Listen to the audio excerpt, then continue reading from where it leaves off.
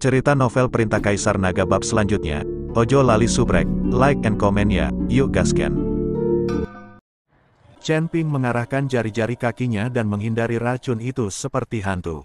Pada saat yang sama, ia membuat gerakan tangan dengan tangan kirinya, dan teknik konsentrasi di tubuhnya mulai bekerja. Seberkas cahaya keemasan melesat dari telapak tangannya dan tepat mengenai kepala naga ajaib itu. Ah! Naga ajaib itu menjerit melengking, dan tubuh besarnya berguling-guling liar di kolam, memercikkan air yang membasahi seluruh gua. Humazi mengambil kesempatan itu untuk memaksimalkan cahaya liontin giok itu, dan cahaya putih itu menusuk mata naga ajaib bagaikan pedang tajam. Naga iblis itu menutup matanya karena kesakitan, dan tubuh besarnya kehilangan keseimbangan dan jatuh ke pantai. Sekarang, mata Chen Ping berbinar, dan pedang abadi berubah menjadi aliran cahaya, langsung menembus titik vital naga iblis. Darah hitam menyembur keluar seperti air mancur, dan tubuh naga ajaib itu bergerak beberapa kali di tanah sebelum akhirnya berhenti bergerak. Mereka berdua akhirnya menghela napas lega dan duduk di tanah sambil terengah-engah. Kekuatan naga iblis ini sebanding dengan kultivator tingkat 3 di alam abadi bumi.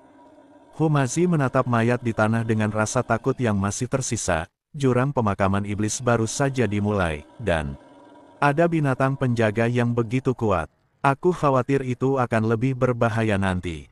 Chen Ping bangkit berdiri, berjalan ke arah bangkai naga ajaib itu, mengulurkan tangannya dan meraba-raba kepalanya sejenak, lalu mengeluarkan ramuan batin berwarna hitam. Ramuan batin itu memancarkan aura iblis yang kuat, tetapi energi yang terkandung di dalamnya amat murni. Ramuan batin ini mungkin berguna. Chen Ping menyimpan ramuan batinnya dan berkata, meskipun energi iblis itu kuat, energi itu dapat dimurnikan dan juga dapat membantu meningkatkan kekuatan kita. Mari kita istirahat dulu, memulihkan kekuatan kita, lalu melanjutkan perjalanan. La memandang panggung batu di seberang kolam. Cahaya di sana tampak lebih terang daripada cahaya di sekitarnya, jadi ia berpikir pasti ada sesuatu yang tersembunyi di sana. Dan naga iblis ini mungkin adalah penjaga panggung batu. Air di dalam gua berangsur-angsur kembali tenang setelah kematian naga ajaib, tetapi permukaan air yang awalnya berwarna hijau tua kini memiliki warna hitam samar dan mengeluarkan bau amis yang lebih kuat. Chen Ping bermeditasi di tepi kolam, mengatur napas, dan berlatih teknik konsentrasi untuk menyerap roh jahat di sekitarnya guna memulihkan kekuatan spiritual yang baru saja hilang. Humazi dengan penasaran berjalan ke panggung batu. Di seberang tepian, panggung batu itu tertutup lapisan debu tebal, dan di atasnya terdapat sebuah kotak perunggu. Permukaan kotak itu diukir dengan rune yang sama seperti pada liontin giok wijen, tetapi lebih rumit dan canggih. Tepat saat ia hendak meraihnya, Chen Ping menghentikannya, jangan bergerak. Ada pembatas di kotak ini. Chen Ping mendekat dan mengamati dengan saksama rune pada kotak perunggu itu, sedikit mengernyit, ini adalah susunan segel keluarga Hu. Sepertinya kotak ini memang ada hubungannya dengan keluargamu. Orang-orangku meninggalkannya. Hu masih terkejut sekaligus gembira. Apa isinya? Sulit untuk mengatakannya. Chen Ping mengumpulkan jejak kekuatan spiritual di ujung jarinya dan dengan lembut menyentuh rune di permukaan kotak. Rangkaian rune ini mungkin tampak sederhana, tetapi sebenarnya mengandung misteri. Begitu dibuka paksa, bisa memicu serangan balik. Pernahkah kau melihat susunan rune serupa? Humazi berjongkok dan meletakkan liontin giok di samping kotak. Cahaya putih pada liontin giok bergema bersama rune pada kotak dan mulai berputar perlahan.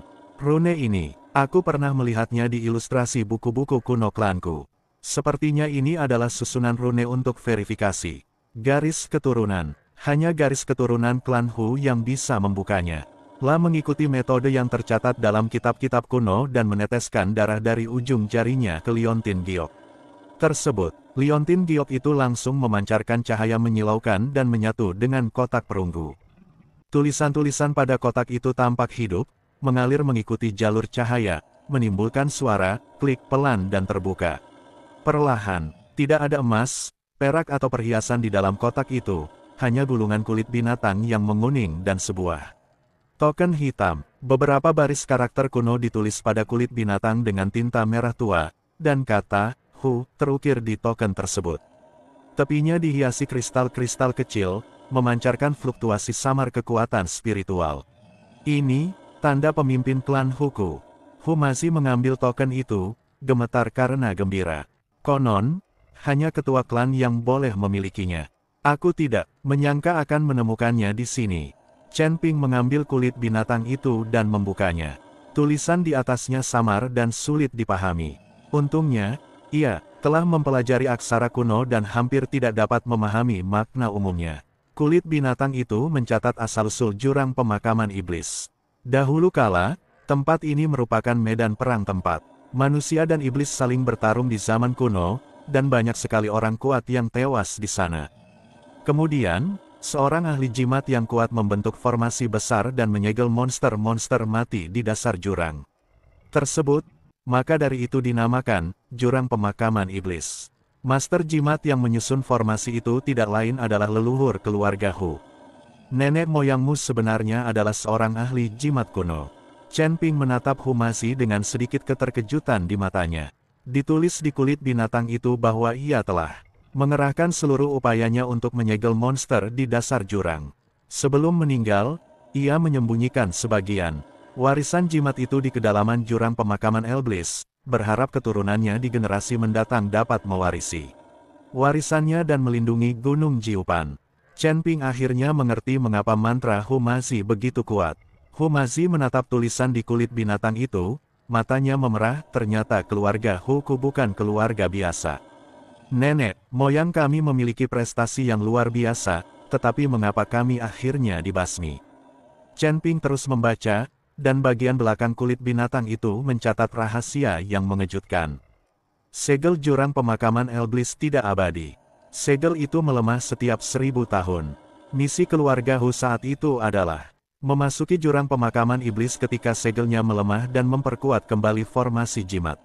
Namun 2800 tahun yang lalu, segel itu tiba-tiba menjadi tidak normal, dan monster di dasar jurang hampir keluar. Keluarga Hu mengerahkan segenap kekuatan mereka untuk menekannya, tetapi mereka rusak parah dan diserang oleh kekuatan tak dikenal. Sepertinya pemusnahan keluarga Hu mungkin terkait dengan segel jurang pemakaman iblis.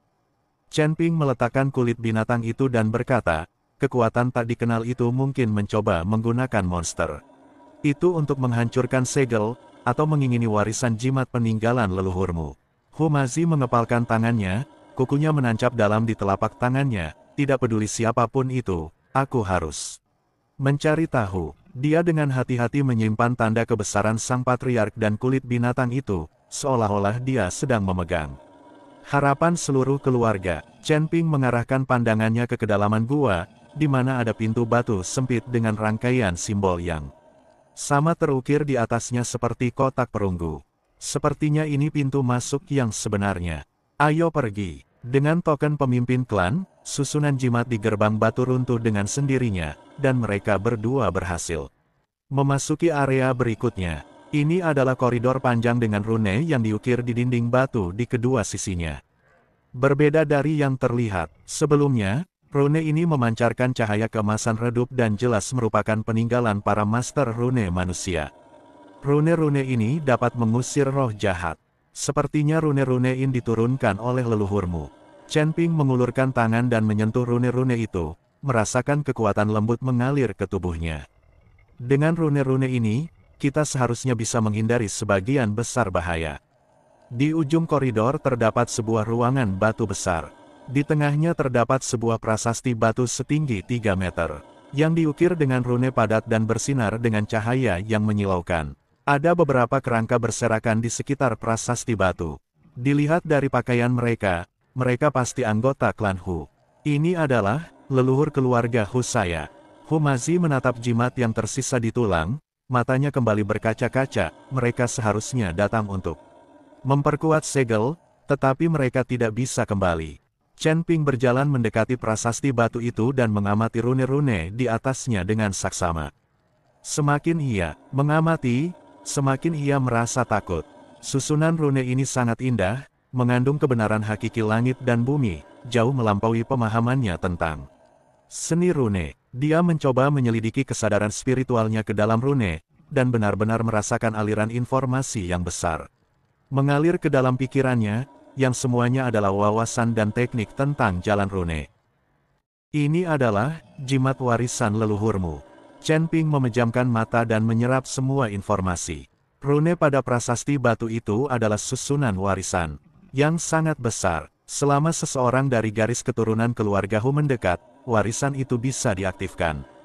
Cepat kemari. Hu Mazi bergegas berjalan ke arah prasasti batu dan menempelkan tanda kebesaran sang patriark di atasnya. Prasasti batu itu tiba-tiba memancarkan cahaya terang, dan rune yang tak terhitung jumlahnya berterbangan dari prasasti. Batu itu mengitari Hu Mazi bagaikan kunang-kunang, lalu perlahan menyatu dengan tubuhnya.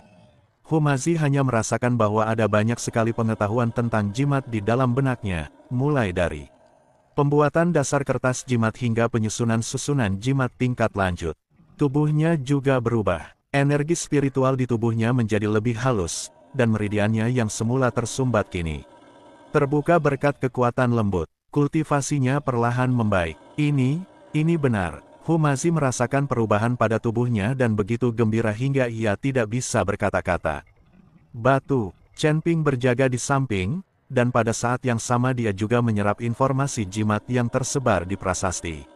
Meskipun dia tidak memiliki garis keturunan Hu dan tidak bisa memperoleh warisan lengkap, dia mendapat banyak manfaat dari informasi yang tersebar ini, dan pemahamannya tentang jalan jimat menjadi lebih dalam, dan dia bahkan samar menyentuh ranah baru. Setelah waktu yang tidak diketahui, cahaya di prasasti batu perlahan menghilang, dan Hu Mazi membuka matanya. Kilatan cahaya melintas di matanya, dan aura di tubuhnya menjadi jauh lebih kuat dari sebelumnya. Lah benar-benar berhasil mencapai alam abadi duniawi. Saya berhasil mencapai terobosan. Hu Mazi mengepalkan tangannya, merasakan kekuatan yang mengalir deras di tubuhnya. Terima kasih telah mengingatkanku. Kalau tidak, aku akan kehilangan warisan ini. Kau telah membangkitkan kekuatan bawaanmu. Kekuatanmu tidak akan meningkat secepat ini hanya dengan mengandalkan warisan. Chen Ping tahu bahwa Hu Mazi awalnya sangat kuat, tetapi setelah beberapa reinkarnasi, kekuatannya tampaknya tersegel. Sekarang, dengan bantuan kekuatan warisan, kekuatan Hu Mazi telah terbuka sebagian, sehingga ia dapat segera mencapai alam abadi duniawi. Kekuatan Hu Mazi akan semakin meningkat di masa depan. Tatapan Chen Ping tertuju pada sederet karakter kecil di bagian bawah prasasti batu. Sepertinya kita harus mempercepat. Prasasti batu itu mengatakan bahwa seorang jenderal iblis kuno disegel di area inti jurang pemakaman iblis. Sekarang segelnya sangat lemah. Jika bocor, akibatnya akan sangat buruk. Wajah Hu Mazi menjadi gelap, lalu harta karun yang diinginkan Yu Yue, mungkinkah berada di area inti? Sangat mungkin. Chen Ping mengangguk, para iblis selalu ingin melepaskan monster dari jurang.